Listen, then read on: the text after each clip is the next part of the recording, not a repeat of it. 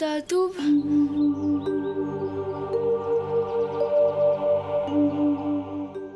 আমি অন্যায় করে ফেলেছি।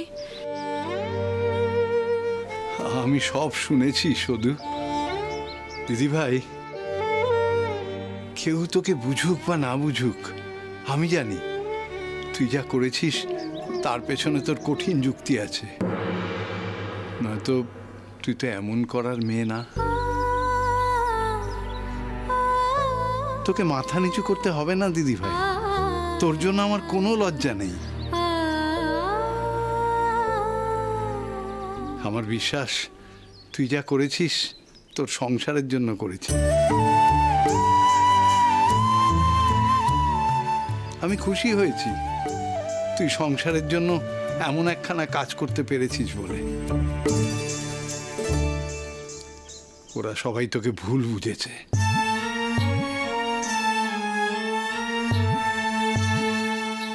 দাদু, আমার দিদিভাই কখনো অন্যায় করতে পারে না।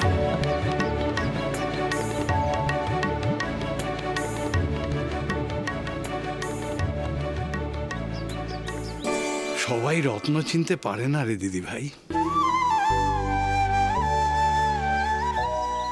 আর রত্ন হাতে এলেও সবাই তার যত্ন করতে জানে না।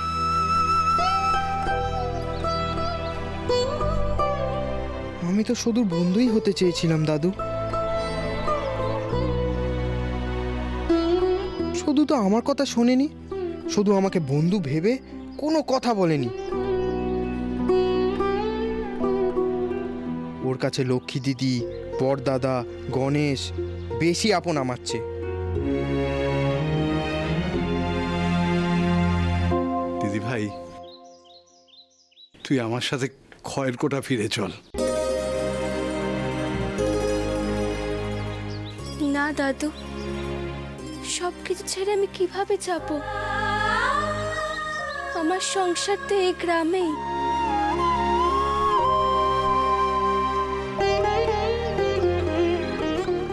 তুই এই কথা বলছিস এত কিছুর পরেও? তুমি তো আমাকে শিখিয়েছিলে দাদু, ওই বাড়িটাই আমার সব।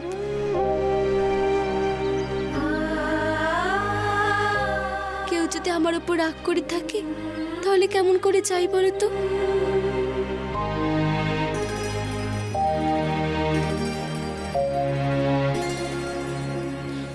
আমি কেন করেছি সে একমাত্র আমি জানি।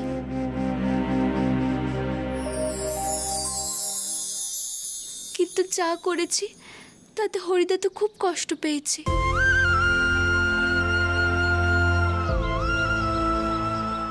ওনারা আমাকে তাড়িয়ে দেননি গো দাদু, আমি নিজের থেকে চলে এসেছি। কত বড় হয়ে গেছে আমার সেই ছোট্ট দিদিভাই। আপনি শুধু দাদুকে গিয়ে একটু বুঝিয়ে বলুন না। সত্যি তো, শুধু যদি এই গ্রাম ছেড়ে চলে যায় তাহলে তো সব শেষই হয়ে গেল। আর তারপর শুধু কি কোনোদিনও আর ভালো থাকতে পারবে? ভুল বোঝাবুঝি তো সব সংসারেই হয়। না, এ হরির ভুল নয়, অন্যায়। আমি ওর মুখ দেখবো না কোনোদিন।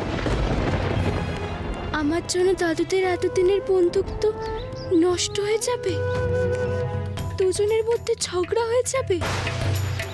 এই আমাকেই ঠিক করে দিতে হবে। তুই এখানে থাকলে চলবে কি করে? তুই এখানে খাবি কি, থাকবি কোথায়? উনি তোকে এভাবে কতদিন রাখতে পারবেন? কেন পারবো না? শুধু আমার মেয়ের মতো। আমি মোয়া বেচে যা রোজগার করি তাই দিয়ে আমাদের দুটিতে ভালোভাবেই চলে যাবে।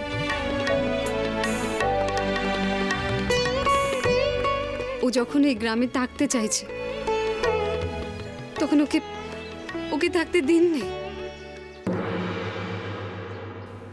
মন মানছে না রে দিদি ভাই, কিন্তু তুই যখন তোর সংসারের কথা ভেবে থাকতে চাস সেখানে, আমি কিছু বলবো না। কিন্তু একটা কথা জেনে রাখিস, তোর এই দাদুর বাড়ির দরজা তোর জন্য সব সময় খোলা আছে।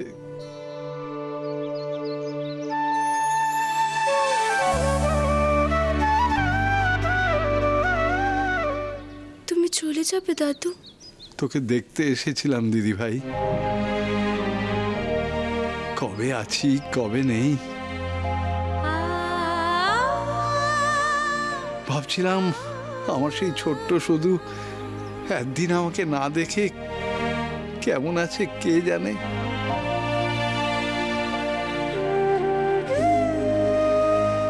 দেখলাম আমার দিদি ভাই আর সেই ছোটটি নেই। হাসি দিদি ভাই। তুমি আবার আসবে তো দাদু? নিশ্চয়ই আসবো। কিন্তু তুমি একা একা যাবে কি করে দাদু? কাল রাতে তো ঝড় বৃষ্টি হয়েছিল, তুমি গাড়োয়ান কাকাদের কাউকে পাবে?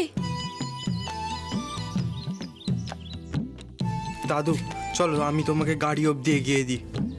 চলো আসি দিদি ভাই। থাক থাক মা, ভালো থেকো, সুখে থেকো।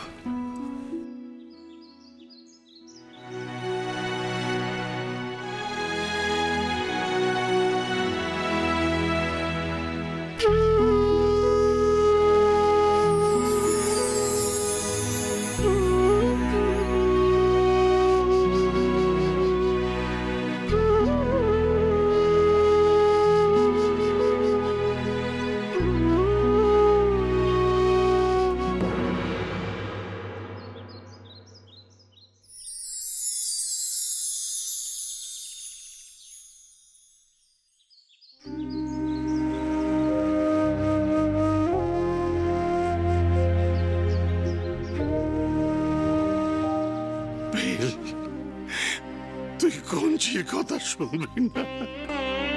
বেল কঞ্চি সব ছেলেবেলাতেই শেষ হয়ে গেছে, আমি তাদের চিনি না। ঠিক কোনোদিন আর আমাকে ডাকবি না, আমি তোর মুখ দেখবো না কোনোদিন।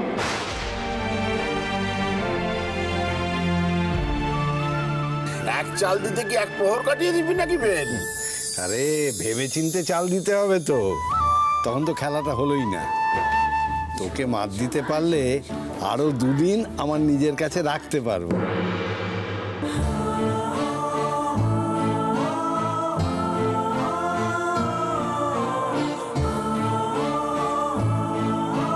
এই বালা দুটো তোর ঠাকুমার। ও বলেছিল ওর মতো কেউ যদি এ বাড়িতে আসে এটা যেন তার হয়। তোকেই আমি এর উপযুক্ত মনে করলাম মা।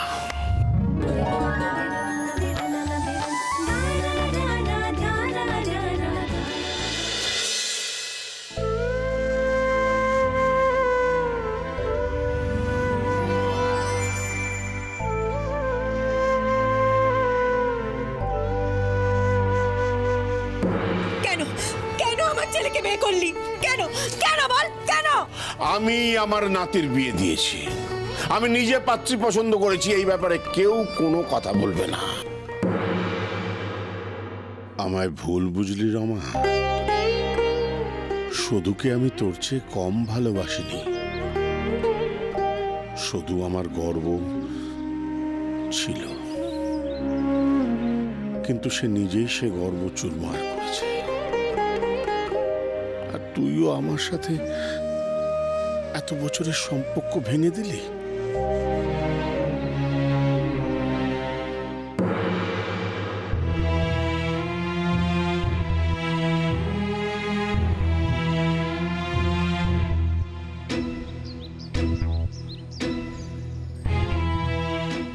ও মা রে, থম মেরে গেল নাকি বাবা সদুর দুঃখে?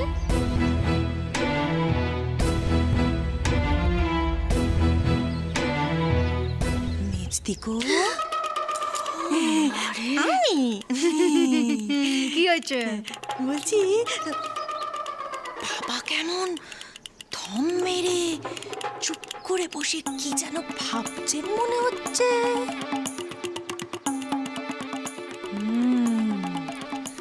মনে হচ্ছে মোহরের কথা ভাবছেন।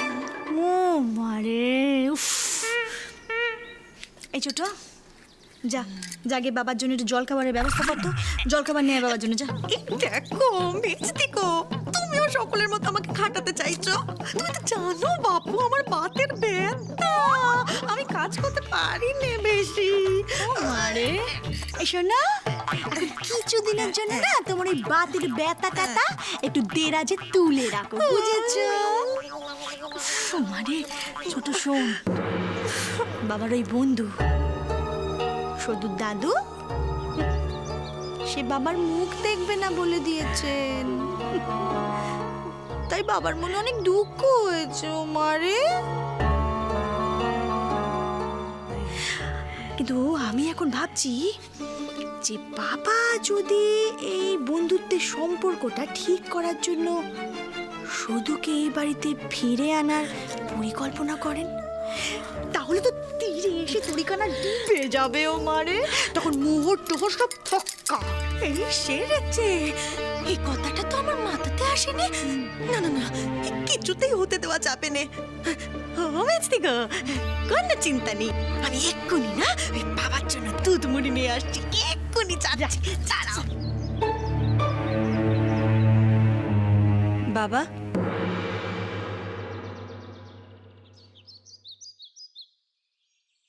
বাবা,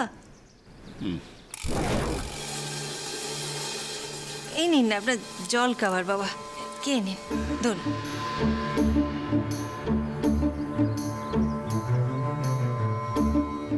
দেখলে দেখলে মিষ্টিকো, বদ্দিকো কেমন ঠিক সময় মতো এসে দুধ মুড়িটা বাবাকে দিয়ে দিল।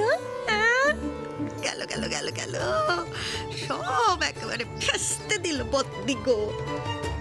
এখন তো মনে হচ্ছে বদ্দিকো ওই জল খাবারের বাটি ভরে মোহর বাবার থেকে ঠিক পটিয়ে নিয়ে চলে যাবে। বেশ হবে, বেশ হবে। তো তুই আরো ওই তোর বাপের ব্যথা নিয়ে হেদিয়ে মর মরে। কিছু বলবে? হ্যাঁ, বলছিলাম কি বাবা, বাড়িতে তো সব আনাজপত্র বারণ, তো এতদিন শুধুই তার টাকা দিয়ে সব কিছু সামাল দিত,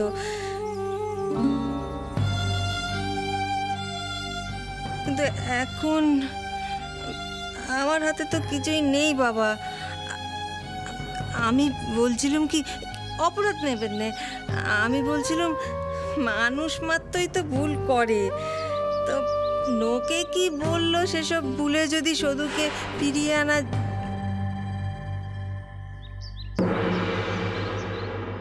না দেখুন, আপনার বন্ধুও তো রাগ করে চলে গেলেন,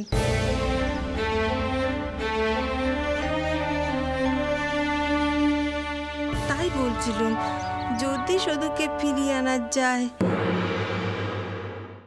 ও মারে বাবা,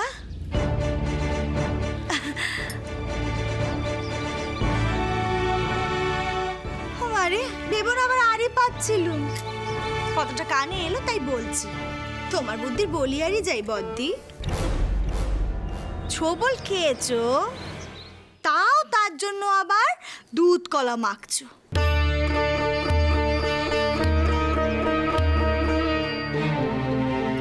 বলছি সংসারের ভালো না হয় নাই করতে পারলে, অন্তত ক্ষতি করতে এসো নে। মারে বাবা, বলছিলাম আপনার কাছে কি টাকা পয়সা আছে? দিন, আমায় দিন, আমি এ সংসার চালিয়ে নেব। দিন।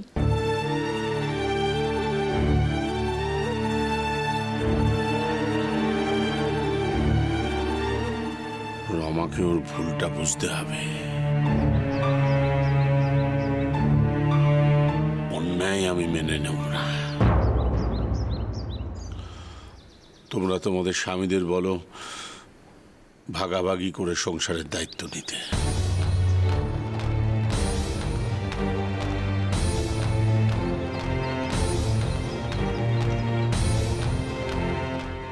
দাদু,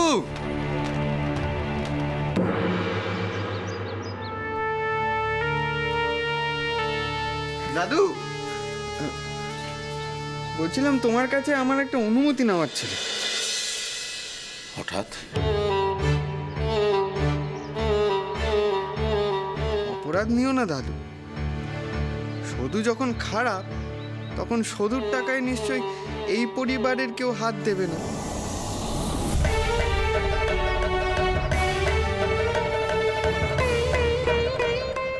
যাত্রা করে যা টাকা রোজগার করেছিলাম সে সবই তো সধুর। আমি চাই সেসব তাকে ফিরিয়ে দিতে।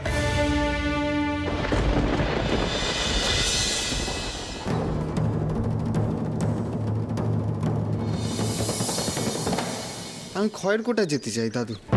ও মারে, কেন কেন কেন কেন ফেরত দিবি ওকে টাকাগুলো? ও মারে, আর ও যে এত সর্বনাশ করে গেল আমাদের, তার তার ক্ষতিপূরণ কে দেবে? হ্যাঁ, কে দেবে? তাই তো মেক্সিকো একদম ঠিক কথা বলেছে। না বাবা, এমন কথা বলতে নেই, ভাবতে নেই বাবা। তাছাড়া ওই টাকাগুলো তো আমাদেরই ক্ষতিপূরণ।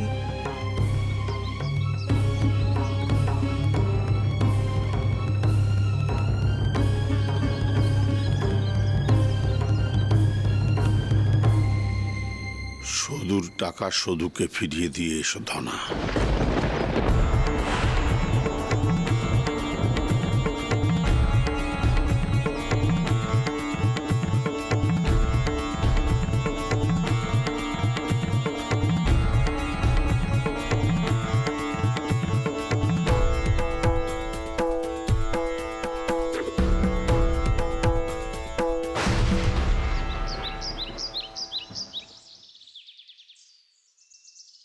দাদু, অনেকটা পথ হাঁটতে হবে, তারপর গাড়ি পাবেন।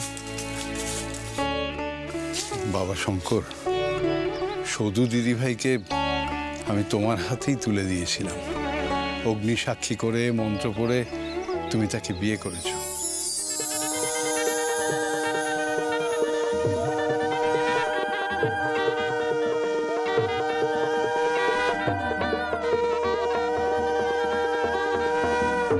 এ সংসারে সধুর প্রতি তোমার দায়িত্ব কিন্তু সব থেকে বেশি। লোকে তোমায় যতই দায়িত্ব জ্ঞানহীন বলুক, আমি কিন্তু তা মনে করি না।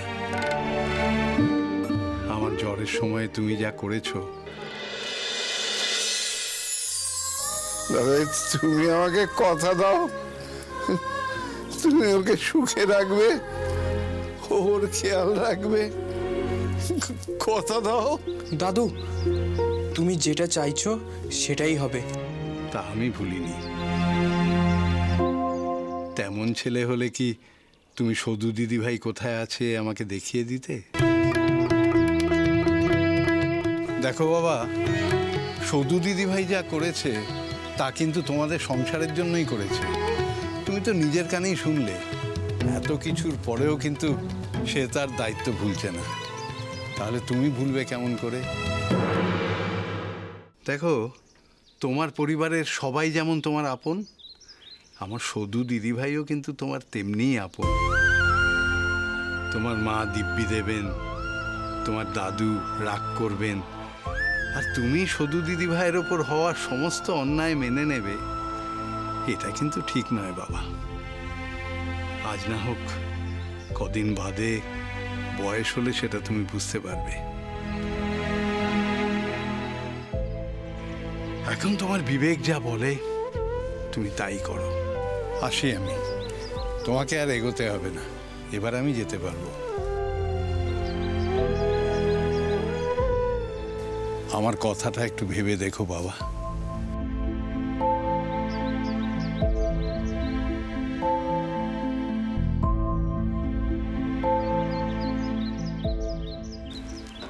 তোমার দাদু আমায় যেটা বলে গেল সেটা কি আমার পক্ষে করা সম্ভব? আমার কি করা উচিত? আর দাদুকে যদি এখন এসব বলি, দাদু তো তেলে বেগুনে জ্বলে উঠবে। তুই কি করে দুই দাদুর ঝগড়া মেটাবি? শঙ্করের দাদুর ভুল না ভাঙলে তো কোনো কিছুই করা সম্ভব হবে না। আর সেটা করতে গেলে তোকে মুখুজ্জেদের বাড়িতে যেতে হবে। সে তো তুই এখন করতে পারবি না। আমি জানি না মামা আমি কি করব, কিন্তু আমাকে কিছু একটা করতেই হবে।